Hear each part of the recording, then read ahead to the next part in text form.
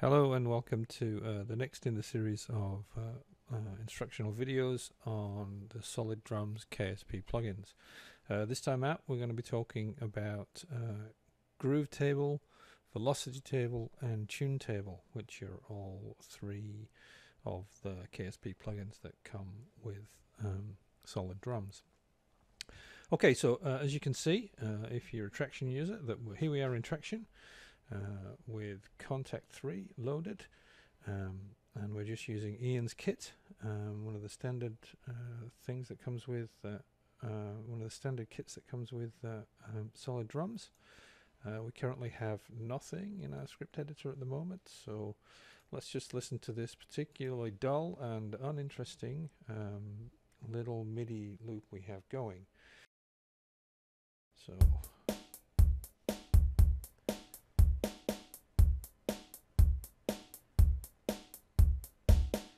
okay, so all the velocities are all exactly the same. There's no groove, there's no tuning happening. It's just about as dull as you could possibly get. So that's where we are. So let's start out by moving this back here and loading up in Ian's kit the first of our KSP products. Now, if you've installed KSP in the standard way with Solid Drums, you'll find under the user tab for presets there's a preset for ChannelRobot. You might have some more in here, but and in ChannelRobot there's a bunch of CR ones, which are the ChannelRobot general ones, and some specifically for Solid Drums. So we're interested to start with in the velocity table, so let's load SD velocity table, and here it is. And let's choose one of the presets. Let's turn key switching off because we're not going to jump between presets at the moment. And if you've looked at any of the previous standard videos, you'll understand that there's a whole bunch of things in here, some for you to use and save. But we're just going to choose a pretty much standard thing here with every groove. And what this is doing is just for all, as you can see, from to thing is the notes that we're going to cover and how we're going to change the velocity over each 16th. So let's just give it a go and you can hear what's going on. It shouldn't be too hard to do.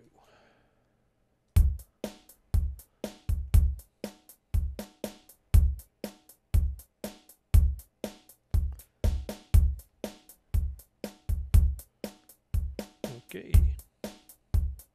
no probs. So you can hear that beat 1 is and now beat 3 are both turned up louder, and we can turn up the snare. We can turn everything down low. All the hi-hats are on these ones. We can fiddle around with this in any way we feel. Some fairly impractical things, but you know.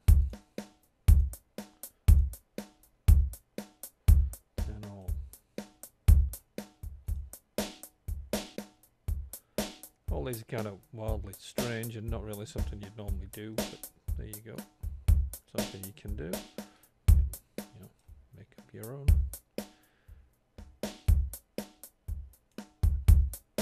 So all that this plugin is doing is listening for if there's an incoming note on each of these 16ths and setting its velocity for whatever we've set in here. So we go back to our every groove. There we are. As I say, you can limit the notes that it's actually happening to. We could turn this down so it's just happening on, say, in this case, just on the kick. Or there's another preset in here which is just for the hats, so we just get the hats to groove, nothing else, or to not groove but to have the right velocity.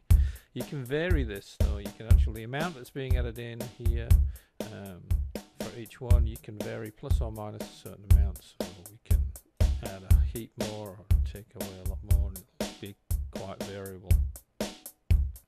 So what this is doing is using this table. So if you hit this use table thing here, you can just use that or just use the MIDI value. So it ignores this table, takes whatever the incoming MIDI value is and puts this variation range in it. If you're already quite happy but you just want some variance, then that's what this does. You can randomize this table, get kind of very slightly odd things. let's go back to a reasonable preset. And you can very subtly add or take away small amounts of velocity if you want. So just click this a lot. Okay, that's it. That's how we use velocity table. All right, that's that one. Okay, so let's stop, and we can probably get rid of this now, but go to factory and empty that out. Just go back to the beginning and look at the second of these products that we're going to look at today, which is groove table. Groove table works very much like velocity table in that there's a table, there's a note range of things that you want to set, so there's some learn facility for the start and end of those if you want to do that, and there's some variation range, all available inside the plugin. And all this is doing is looking in each 16th again and applying a fixed delay to each of these 16ths when it sees a note coming in. It adds that delay and sets the note value to a particular fixed length. So it's not really much use if you're doing melodic based stuff. It's really focused on just drum type stuff. So let's have a try with this and see how we go. Let's make sure we've got a reasonable preset, NI groove to start with, and off we go. So kinda subtle as it stands right now, but we can fiddle with this until we get something we're happy with. And as you can see, we're starting to get a kind of standardish swing sort of thing going on, but only in particular parts of the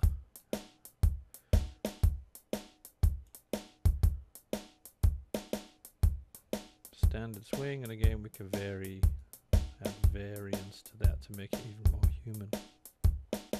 And again, you can randomize this table and get sort of very odd, stuttery, weird things going on, but the value of that is marginal, I think. Possibly more useful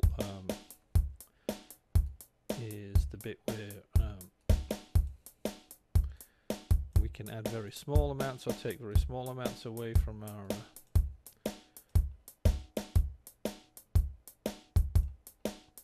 table like this, just to get the kind of subtleties that we might possibly want, or not subtleties as the case may be. So very similar idea to velocity table, using a table to actually modify notes as they come in. Alright, that's that one. Let's get rid of this, just so we're all kind of clean and empty. You don't need to do that, of course. You can always just load them into these other slots, and we'll do that at the end. But let's go look at the last one. Use a solid drums tune table. Okay, again, a table-based thing, standard note range that you want to apply it to, some variation.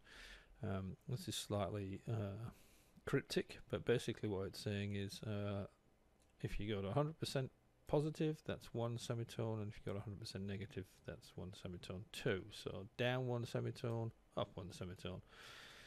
So let's go choose a preset. It's kind of subtle, so I'll add a little more in here, and we'll make it happen for all our drums, I think, at the moment, and see what this sounds like. Can hardly hear anything, but when we randomize up this table, you'll hear, especially with the snare, that the snare drum is changing in tuning a fair amount. And again, we can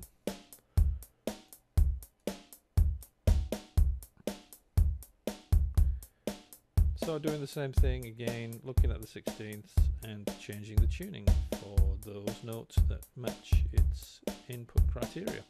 Pretty simple, really. So what do they all sound like when they're all together? Let's try that. Let's stop this and put them in. There's no particular order requirement in here, but I'm just going to empty this out and load up in the order that we started. So velocity table first, get ourselves a every groove type thing. That's pretty reasonable. I often take that down a little bit. Add in after that the groove table. I'm going to just do kind of eighths things like this. I'll make sure that I'm going to do it to everybody in here. Make sure you're all set to do it to everybody. You're set to do it to everybody. And finally, let's do some little, slightly less subtle but reasonably subtle values in here for changing the tuning. There we go. Well, yeah, that's fine. Why not? Okay, off we go. They're all in. They're all sort of working. Let's hope. Oops, that down to there. Let's see what this sounds like now as compared to our beginning.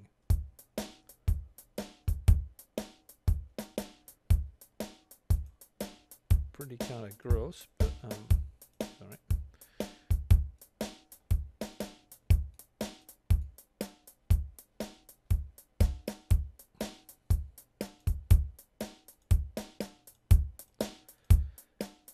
So this is kind of slightly gross in terms of what it's sounding like, but it gives you a good idea of the kind of effects that can happen here. Okay, so that's 3 more plugins in our series.